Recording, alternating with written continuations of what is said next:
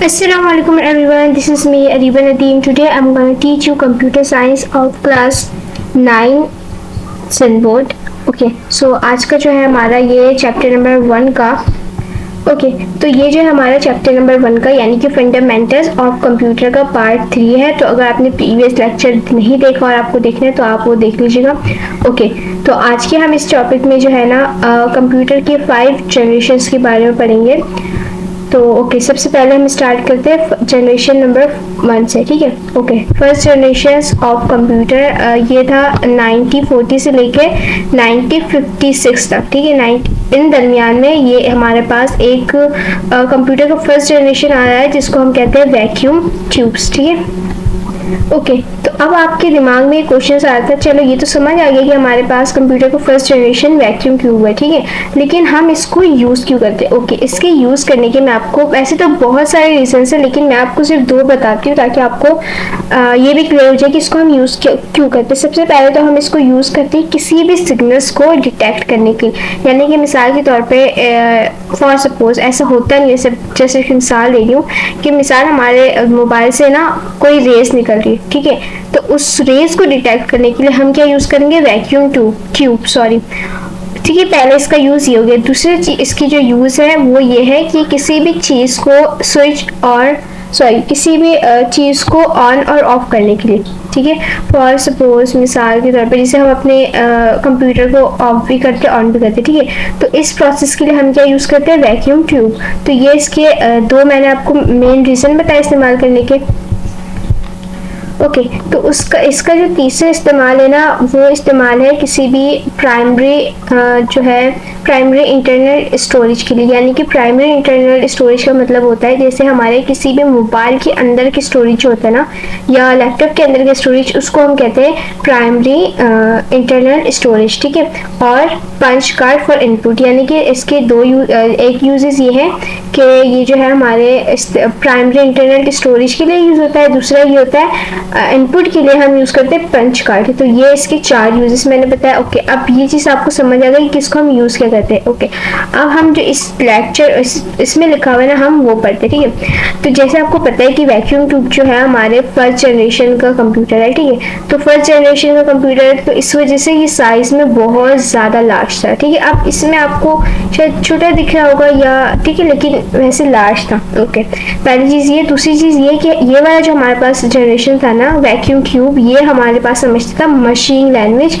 और machine language क्या होता है? 0 and 1, जो भी हमारा कंप्यूटर समझता है, लेकिन हम उसको नॉर्मल इंग्लिश लैंग्वेज में यूज़ करने के लिए कुछ प्रोग्रामिंग लैंग्वेज यूज़ करते हैं जो कि हम इंशाल्लाह आगे डिस्कस करेंगे।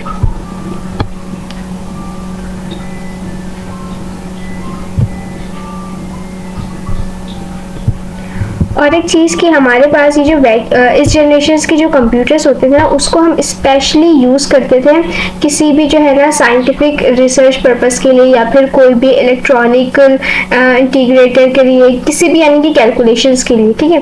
तो ये हमारे पास जो था हमारे फर्स्ट जनरेशन का। आई होप सो आपको ये समझ आ चुका होगा कि ये क्या है और क्यों यूज़ होता है और उसका पर्पस क्या था।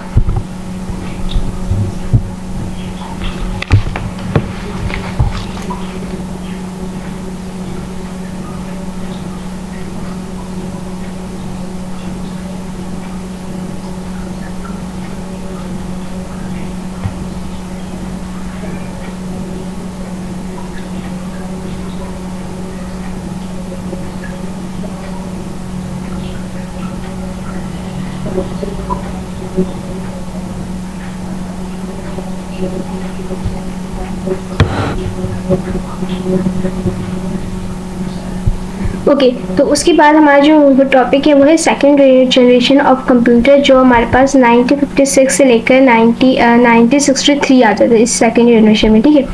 तो ये हमारे पास जो सेकंड जनरेशन में जो चीज़ आई वो उसको हम कहते हैं ट्रांजिस्टर्स। अच्छा, ट्रांजिस्टर्स की वजह से हमारे जो कंप्यूटर है ना वो बहुत ज़्यादा फास्टर हो गया और स्मॉलर भी हो गया, ठीक है।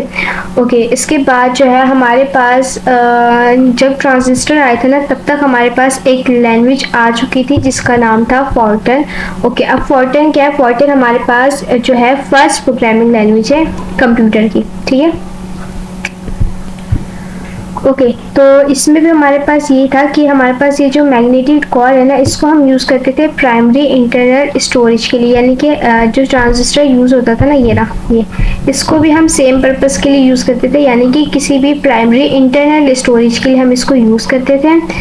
और अच्छा, इसमें जो है ना हमारे पास बैच प्रोसेसिंग और multi programming operating system use होते थे। अच्छा, बैच प्रोसेसिंग क्या होता है कि जैसे मिसाल के तौर पे कोई भी चीज़ एक से मतलब एक होती सिंगल, ठीक है, बैच में आ जाती है बहुत सारी चीज़।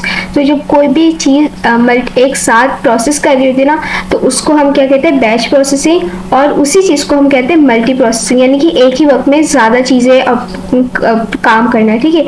तो ये चीज़ जो है हमारे अंदर ट्रांजिस्टर्स में आ चुकी थी। अच्छा, अब आपके माइंड में एक सवाल आ रहा होगा कि ट्रांजिस्टर्स हम यूज़ क्यों करते हैं। तो वही वाली चीज़ है कि इसको हम यूज़ करते हैं पहले प्राइमरी इंटरनल स्टोरेज के लिए, और उसको हम किसी भी जो है साइंटिफिक इंजीनियरिंग एनालिसिस और डिज़ाइंस के लिए इस्तेमाल कर रहे थे। अगर आप देखें, नोट कॉल करें, तो वैक्यूम ट्यूब और ट्रांजिस्टर ऑलमोस्ट इनके यूजेस और इनका काम जो है सेम ही है, ठीक है। लेकिन फ़र्क क्या हुआ, जैसे जैसे जनरेशन बढ़ी, तो इसमें फ़ायदा क्या हुआ कि हमारे ट्रांजिस्टर यूज़ करने से हमारा जो है कंप्यूटर वो बहुत ज़्यादा स्मॉलर भी हो गया, फास्टर भी हो गया, ठीक है। और इसमें हमारे पास एक न्यू लैंग्वेज भी ऐड हो गई जिसका नाम है फोर्टन, जिसकी वजह से हमारे कंप्यूटर यूज़ करने में हमें और आसानी हो गई। ओके, अब हमारे पास जो है ना थर्ड जनरेशन है, जो हमारे पास 1964 से लेकर 1971 है। तो इसमें हमारे पास जो चीज़ है उसको हम कहते हैं ICS, यानी कि इंटीग्रेटेड सर्किट्स, ठीक है। तो इंटीग्रेटेड सर्किट्स के यूज़ करने से क्या हुआ कि हमारा जो है ना कंप्यूटर का साइज़ और स्पीड जो है ना बहुत ज़्यादा बढ़ गया, और इसकी आने की वजह से हमारे पास बहुत ही लेस एक्सपेंसिव, यानी कि ऐसे कह लो कि सस्ते में जो है क्या कहते हैं कंप्यूटर आने लगे, ठीक है। और इसमें हमारे पास यानी कि इंटीग्रेटेड सर्किट्स में हमारे पास जो लैंग्वेजेस यूज़ होते हैं ना, उसको हम क्या वो दो लैंग्वेजेस है, ठीक है। सबसे पहले आ जाता है पैस्कल, फिर आ जाता है कोबुल। ये दोनों जो है ना, जैसे कि सेकंड जनरेशन में हमारे पास एक प्रोग्रामिंग लैंग्वेज थी फोर्टन, तो इसी तरीके से हमारे पास ये दो प्रोग्रामिंग लैंग्वेज है, पैस्कल और कोबल, जो कि इंटीग्रेटेड सर्किट्स में यूज़ होती थी, ठीक है। ओके, फिर इसी जनरेशन में यानी कि थर्ड जनरेशन में हमारे पास कीबोर्ड्स, इनपुट और मॉनिटर, ऐसी चीज़ें हम इस्तेमाल करते थे आउटपुट के लिए। तो इन चीज़ों के आने की वजह से क्या हुआ, हमारे जो कंप्यूटर को इस्तेमाल करने में ना हमें और भी ज़्यादा आसानी हो गई, क्योंकि ये चीज़ें आउटपुट एज आउटपुट यूज़ होती थी, तो ये ईजिली यूज़ कर सकते थे। तो इस वजह से हमारे जो कंप्यूटर यूज़ करना ना बहुत ज़्यादा आसानी हो गई, जब हमारे पास मुख्तलिफ़ किस्म के आउटपुट्स आ गए, यानी कि इनपुट, मॉनिटर और कीबोर्ड्स। और इसमें हमारे पास यानी कि इंटीग्रेटेड सर्किट्स में दो चीज़ें और इस्तेमाल होती थी, टाइम शेयरिंग और रियल टाइम ऑपरेटिंग। तो टाइम शेयरिंग क्या होता है कि एक ही वक्त में टाइम शेयरिंग जो है, टाइम शेयरिंग का मतलब होता है कि एक ही वक्त में एक ही कंप्यूटर में मुख्तलिफ़ किस्म के काम होना और मुख्तलिफ़ किस्म के लोग कर रहे हो, ठीक है। तो इसको हम कहते हैं टाइम शेयरिंग और रियल टाइम ऑपरेटिंग सिस्टम, ठीक है। ये जो हमारे पास कंप्यूटर था यानी कि इंटीग्रेटेड सर्किट्स, ये हम यूज़ करते थे डेटाबेस मैनेजमेंट के लिए, यानी कि किसी भी डेटा को मैनेज करने के लिए, और ऑटोमेटिक इंडस्ट्री कंट्रोल के लिए, यानी कि किसी भी जो है इंडस्ट्रियल को कंट्रोल करने के लिए हम क्या यूज़ करते थे, इंटीग्रेटेड सर्किट्स यानी कि ICS। ओके, उसके बाद हमारे पास आ जाता है फोर्थ जनरेशन, जो हमारे पास था 1971 टू प्रेजेंट, यानी कि ये अब तक जो है चल रहा था, ठीक है। तो इस जनरेशन में, फोर्थ जनरेशन में हमारे पास जो कंप्यूटर है उसको वो हमारे पास था माइक्रो प्रोसेसर्स। तो माइक्रो प्रोसेसर्स के आने से क्या हुआ कि हमारे पास जो डेवलपमेंट थी ना वो बहुत ज़्यादा फास्ट हो गई, फिर लेस एक्सपेंसिव भी हो गई, स्मॉलर भी हो गई, और मोर रिलायबल कंप्यूटर हो गई, ठीक है। तो आप देखिए जैसे जैसे जनरेशन बढ़े तो वही सेम चीज़ें आहिस्ते आहिस्ते बेहतरी होती, ठीक है। तो इसी को रेवोल्यूशंस भी कहा जाता है। ओके, तो हमारे पास जो माइक्रो प्रोसेसर था ना, वो हमारे पास यूज़ करता था सेमीकंडक्टर मेमोरीज, यानी कि सेमीकंडक्टर्स मेमोरीज में हमारे पास आ जाता है RAM, ROM and magnetic storage, ठीक है। ओके, फिर जैसे जैसे जनरेशन बढ़ी हमारे पास मज़ीद जो है लैंग्वेजेस आने लग गई। जैसे अब इसमें हमारे पास जो लैंग्वेजेस यूज़ हो रहे थे ना, वो था C++, जावा, और आई होप सो ये आपने नाम बहुत सुना होगा, क्योंकि अब तक जो है ना यूज़ होते आ रहे हैं, लोग इसको ऐप डेवलपमेंट या वेब डेवलपमेंट के लिए सीखते हैं, ठीक है।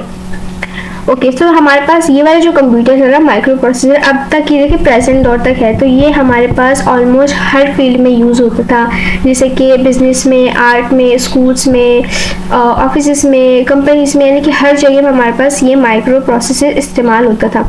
ओके, और एक चीज़ बता दूँ, माइक्रो प्रोसेसर जो है उसको ओके, माइक्रो प्रोसेसर जो है हमारे कंप्यूटर का दिमाग कंटेन करता है। अब आप सोचोगे यार, कंप्यूटर का दिमाग तो सीपीयू है,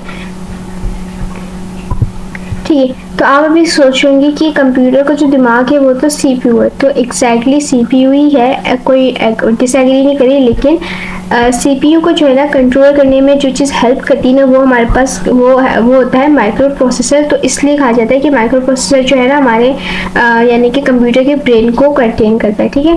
तो आई होप सो आपको ये 4th जनरेशन भी क्लियर हो चुका होगा। अच्छा, इसमें हमारे पास जो चीज़ें यूज़ होती थी ना, उसमें उसको हम कहते हैं time sharing, real time and distributed operating system, जो कि हम पीछे भी पढ़ चुके थे। This generation also saw the develop. अच्छा, इस जनरेशन के आने के बाद जो है ना, हमने बहुत सारी चीज़ें ऐसी देखी जो न्यू थी, जैसे कि ग्राफिकल यूज़र इंटरफेस, और फिर Apple Macintosh, IBM PC। Okay, अब आप सोचोगे कि डिस्ट्रीब्यूटेड ऑपरेटिंग सिस्टम क्या है, क्योंकि ये तो हमने पीछे नहीं पढ़ा। तो डिस्ट्रीब्यूटेड ऑपरेटिंग सिस्टम हम कहते हैं कि जब हमारे पास डिफरेंट किस्म के वो आ जाते हैं ना कंप्यूटर, तो उसको एक सिंगल कंप्यूटर में मैनेज करने की जो प्रोसेस होती है ना, उसको हम कहते हैं डिस्ट्रीब्यूटेड ऑपरेटिंग सिस्टम, ठीक है।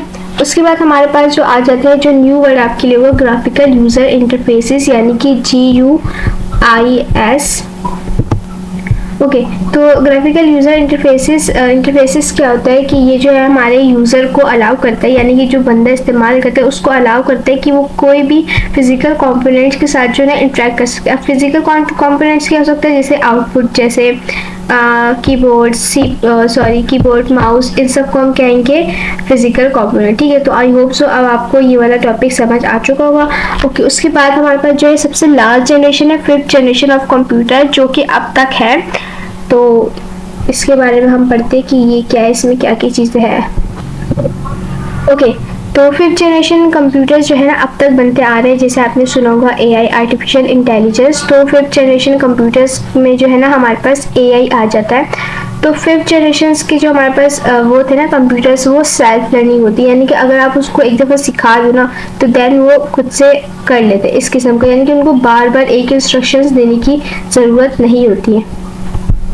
अच्छा, इस कंप्यूटर्स को ना, यानी कि जो 5th जनरेशन के कंप्यूटर को है ना, उसको हम कंट्रोल करते हैं लाइक अ रोबोट, ठीक है।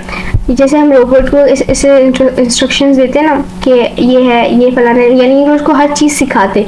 तो इसी तरीके से जो 5th जनरेशन में हमारे पास जो कंप्यूटर होते हैं ना, यानी कि AI, उनको भी हम चीज़ सिखाते हैं, और उनको इस हद तक वो अच्छे हो जाते हैं कि फिर जो है ना वो एक इंसानी ज़बान भी समझ सकते हैं, यानी कि इंग्लिश या उर्दू, अगर उनको आप सिखाए तो, ठीक है। अच्छा, तो हमारे पास AI में जो चीज़ें इंक्लूड होती है ना, उसको हम कहते हैं मशीन लर्निंग, यानी कि ये जो मशीन है, इसको भी तो बनाने के लिए हमें सीखना होता है, फिर इसको सिखाना होता है, तो इसको हम कहते हैं मशीन लर्निंग। फिर डीप लर्निंग, यानी कि इसी चीज़ को, मशीन लर्निंग को डीपली लर्न करना, ठीक है। उसके बाद आ जाता है वो लैंग्वेज प्रोसेसिंग, फिर रोबोट्स, एक्सपर्ट सिस्टम, ये सब जो है ना हमारे पास AI में इंक्लूड होते हैं, जो अब तक हम डेवलप्ड होते आ रहा है। पर देख रहे हर जगह में अब तो AI है, ChatGPT आ गया, फिर मिड जर्नी आ गया, इसी किस्म के और भी बहुत सारी चीज़ें AI से रिलेटेड आ गई और मज़ीद आती रहेंगी।